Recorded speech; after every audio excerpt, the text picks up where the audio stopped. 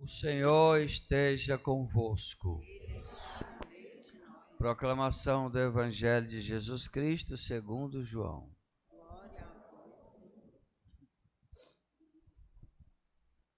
Ao anoitecer daquele dia, o primeiro da semana, estando fechadas por medo dos judeus as portas do lugar onde os discípulos se encontravam, Jesus entrou e, pondo-se no meio deles, disse: A paz esteja convosco. Depois dessas palavras, mostrou-lhes as mãos e o lado. Então os discípulos se alegraram por verem o Senhor. Novamente Jesus disse: A paz esteja convosco. Como o Pai me enviou, também eu vos envio.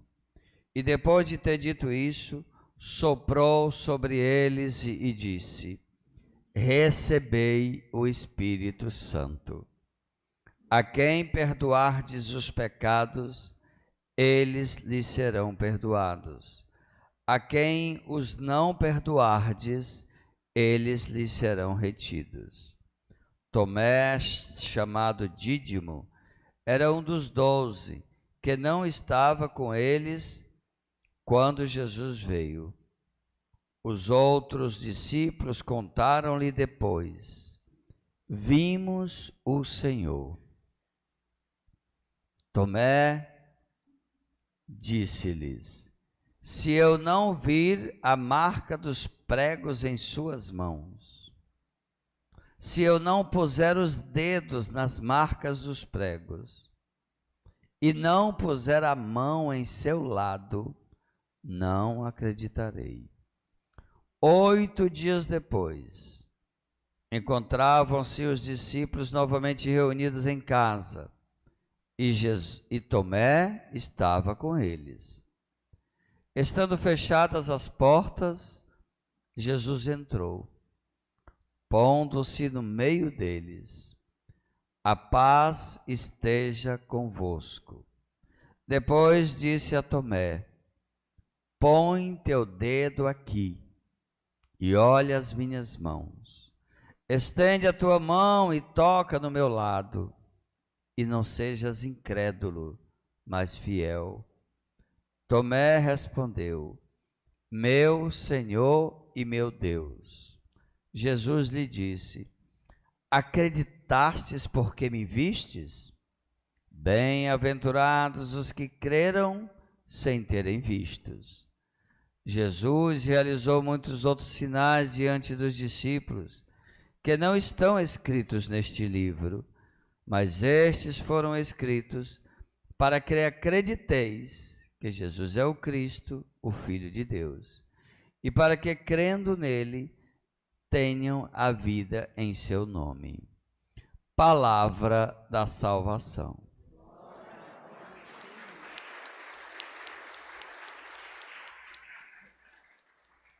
Que pelo Evangelho anunciado seja perdoados os nossos pecados.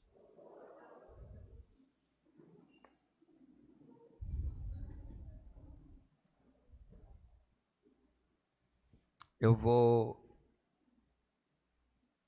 partilhar com vocês, não mais hoje em forma de homilia estruturada, mas em forma de uma conversa que tem finalidade de ensinamento, que a gente chama de catequese.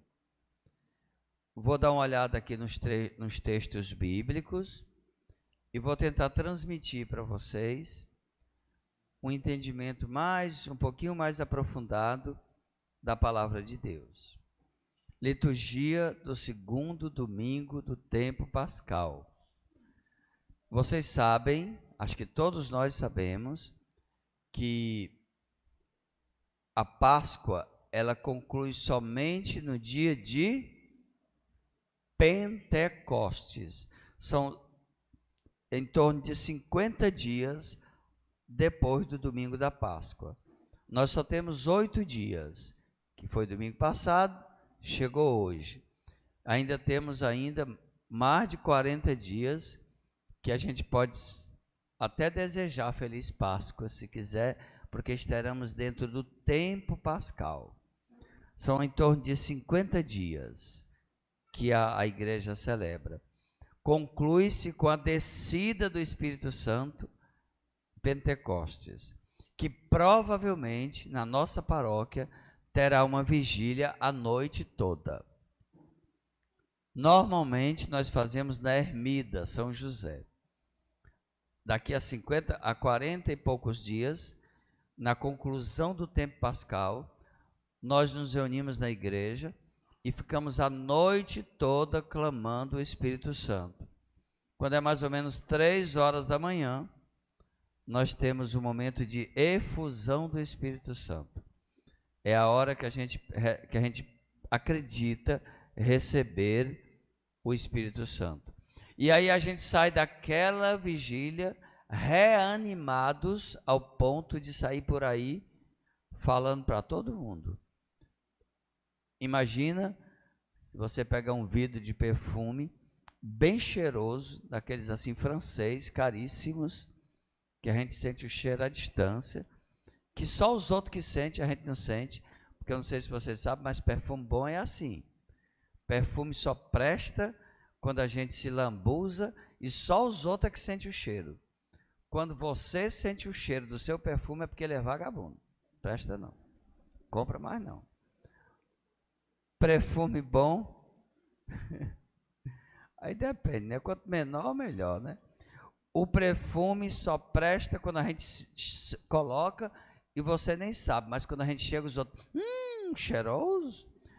Tem gente que às vezes quando vão me abraçar, aí diz assim, opa, cheiroso. Eu digo assim, é porque eu estou usando perfume bom. Porque perfume ruim é aquele que dá dor de cabeça na gente. A gente bota e fica, Ave Maria, ô nhaca, né?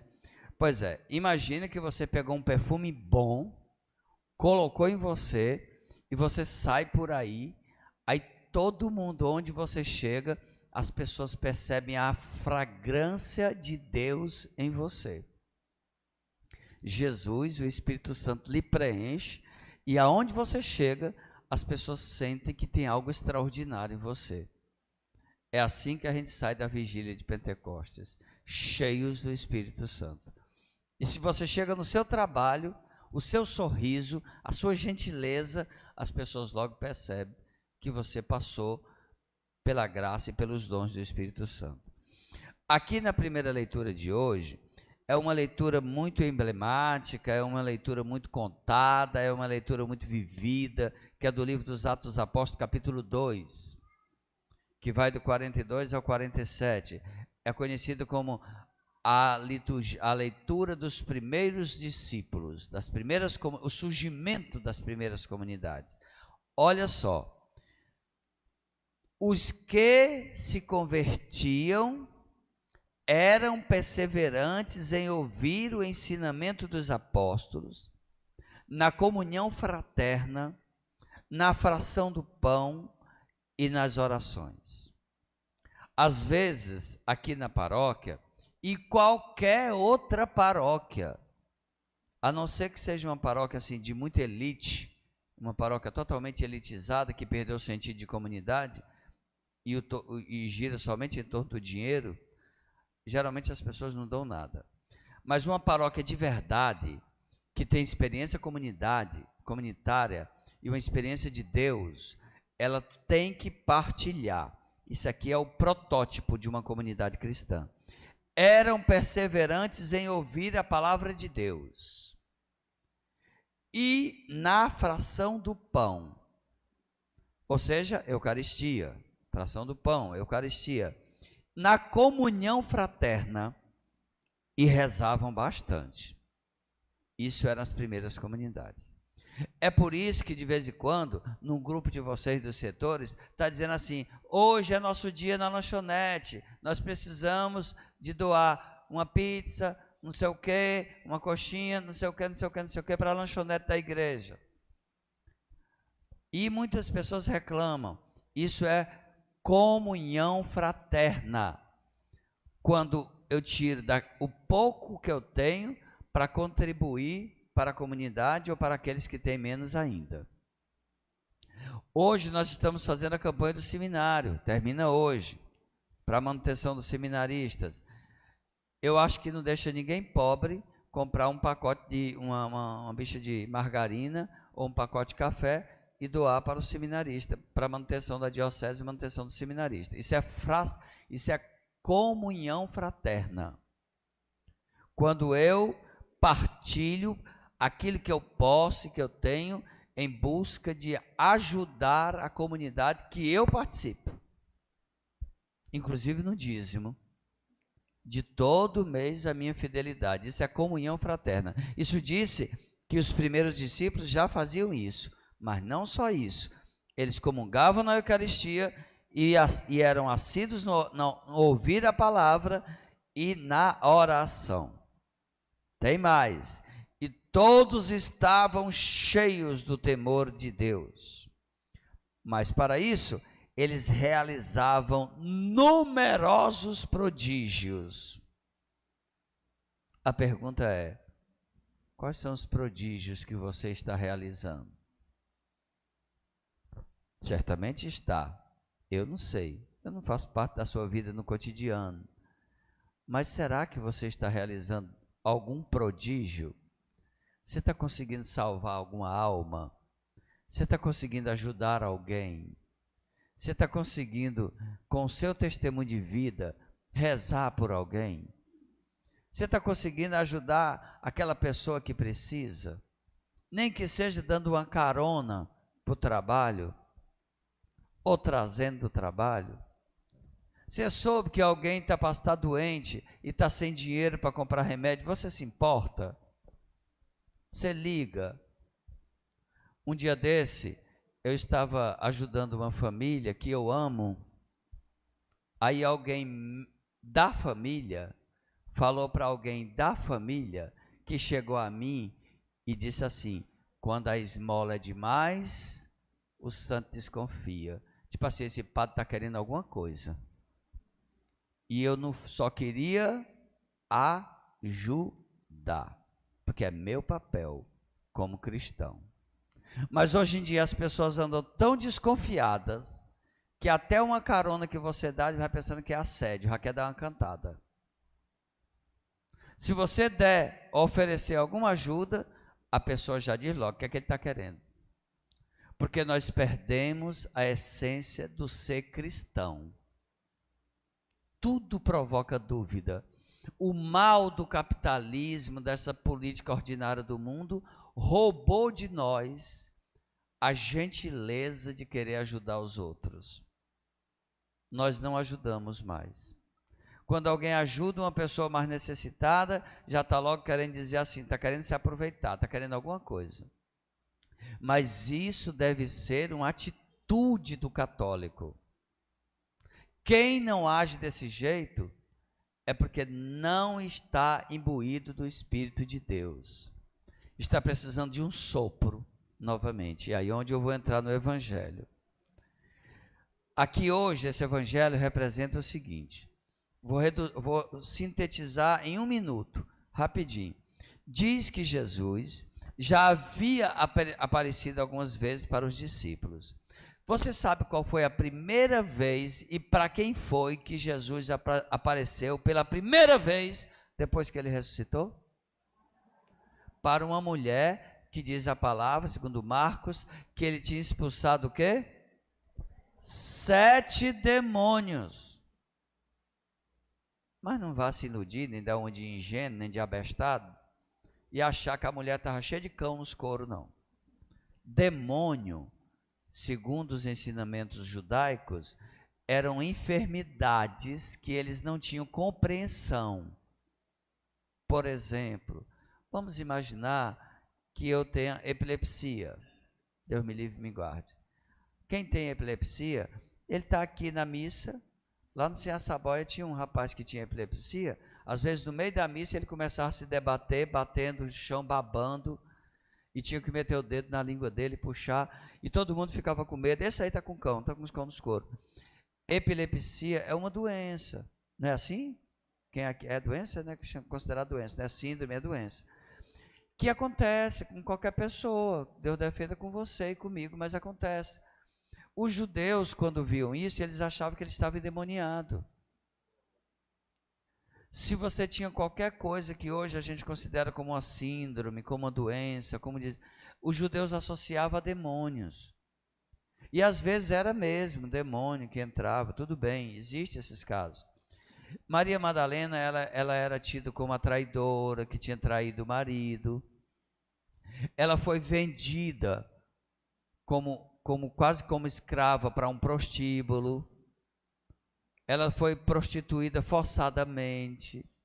Lá no prostíbulo ela pegou algumas doenças, certamente doenças venéreas, doença DST, certamente pegou até lepra, a tradição não diz quantas, mas ela estava carregada. Ela tinha sido tão molestada pelos homens, pelas pessoas, humilhada, que ela estava cheia de o inconsciente dela, traumas dentro dela. Ela tinha medo dos homens, medo das pessoas, toda chagada de enfermidades existenciais. Mas Jesus, vendo aquela mulher, ele viu que ela podia ser libertada. Então Jesus chegou para Maria Madalena, teve um belo diálogo com ela e disse: eu vou te libertar de todas as tuas enfermidades, serás uma nova mulher. E Jesus orou e expulsou todos os traumas psíquicos e espirituais que Maria Madalena tinha. Diz a palavra que era 7, mas era muito mais, porque o número 7 representa o limite, o máximo, a perfeição, digamos assim. Maria Madalena, quando ela foi curada por Jesus, ela ficou perfeita, porque ela ficou livre, liberta. Ela ficou tão livre, que ela ficou tão grata, que ela não saía mais do pé de Jesus. Para onde Jesus ia, diz a tradição que ela até se apaixonou por Jesus Cristo, como uma mulher se apaixona pelo homem. Ela ficou tão grata, tão maravilhada com aquele homem tão gentil, que não quis usurpar da sua sexualidade, da sua beleza, da sua santidade, que ela se apaixonou pela gentileza dele. Só que Jesus não podia, porque ele guardava a castidade e a santidade dele do jeito que ele quis. E Maria Madalena entendeu, do mesmo jeito que Santa Clara se apaixonou por São Francisco de Assis, loucamente, mas nunca perdeu a virgindade, e Francisco e Clara permaneceram como irmãos, Maria Madalena permaneceu com Jesus. E esta mulher, com um passado negro comprometedor, Jesus escolhe para se apresentar para ela pela primeira vez. Depois ele se apresenta para 2 camponeses pobres que caminhavam para o campo. Mas hoje, o Evangelho de João diz que ele se apresentou agora, foi para os discípulos. Só que estava faltando certamente ele ficou morto de raiva. Agora pronto, eu estou aqui, Jesus espera eu sair para fazer as compras, para se aproximar, se apresentar para os outros. Pô, também não acredito não. Não acredito não.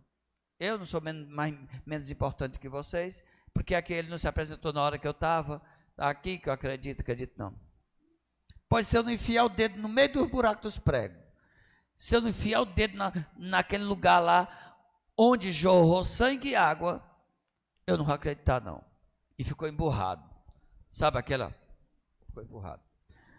Todo rapaz desse abestado, ele apresentou, foi para nós tudinho aqui. Problema de vocês, eu não acredito e pronto. Pirraça. Tudo bem. Passou 8 dias, domingo da misericórdia, segundo domingo da Páscoa, hoje, Jesus entra no meio deles de novo. Dessa vez Tomé estava. Tomé levou um susto, eu imagino. Abriu os olhos deste tamanho, olhou para Jesus e meio que disse assim: agora eu estou lascado. Eu duvidei. Jesus olhou para ele, deu aquele olharzão assim, 43, amoroso, se aproximou dele e disse assim: Ei, Tomé, tudo bem contigo? Sim, senhor, sim, senhor. Está aqui, ó. Enfia teus dedos agora aqui. Se fosse você, qual seria a sua reação nessa hora? O que é que você faria? Eu começava a chorar. Eu acho que eu escondia no chão, caía no chão durinho, meus prantos de choro pedindo perdão. Mas Jesus disse: está aqui, Tomé. Mete teu dedo, olha a outra. Está vendo? Tomé grelado, Jesus não é o suficiente. Levantou a bata. Olha aqui, o buraco da lança. Agora mete teu dedo aqui também para ver se é de verdade. Qual foi a reação de Tomé?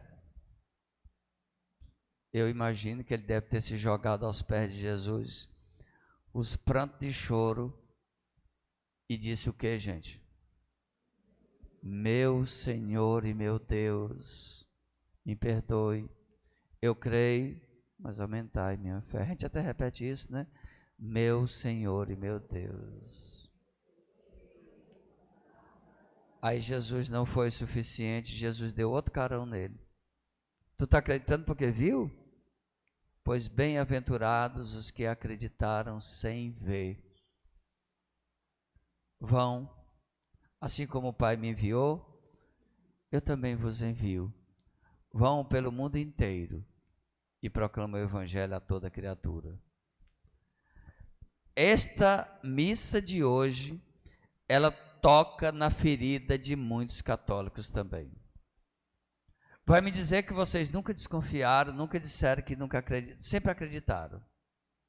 Vai me dizer que nenhum de vocês, naquela hora de tristeza, da perda de um ente querido, de uma doença, de um desespero, de um sofrimento, vai me dizer que você nunca desconfiou de nada. Jesus me abandonou, ele não está comigo não, se bobear nem existe.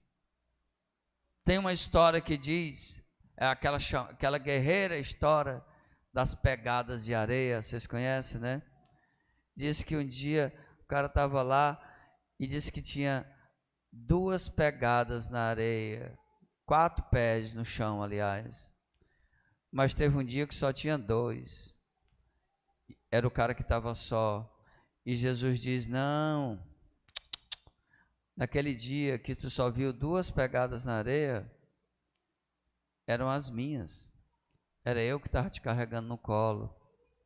Tu só viu 2 porque eu estava te carregando no colo. Não é que eu não estava contigo, não. Tinha 4 e de repente só tinha 2, porque era quando tu estava sofrendo, quando tu estava angustiado, cansado. Eu te levei no colo e tu só viu as minhas, por isso que tu não viu as tuas. Na nossa vida é assim, gente. A provocação do Domingo da Misericórdia é entender que eu não preciso de provas para ter minha fé. Eu não preciso enfiar o dedo no buraco dos pregos. Eu simplesmente acredito. Isso é que é para você dizer para Jesus. Senhor, eu sei que muitas vezes eu passo por tribulações. Tem muitas vezes que me dá vontade de desistir de tudo. Tem vezes até que eu penso que o Senhor me abandonou. Mas eu nunca vou desistir do Senhor, porque eu sei que o Senhor nunca vai desistir de mim. O Domingo da Misericórdia, ele toca nessa ferida. Tomara que vocês consigam nunca desistir de Jesus. E no dia que vocês estiverem totalmente tristes e acharem que estão só, pode ter certeza de uma coisa: Ele está com você sim. Agora, Jesus é um cavalheiro. Ele só age se você pedir. Ele não estrupa, ele não arranca e arromba a porta de ninguém. Ele não arromba coração de ninguém. Ele entra e faz morada quando você abre para ele. Tomara que vocês, do mesmo jeito que a lança abriu o coração dele, tomara que a misericórdia abra o seu e o meu, para que nosso Senhor entre e nunca mais ele saia.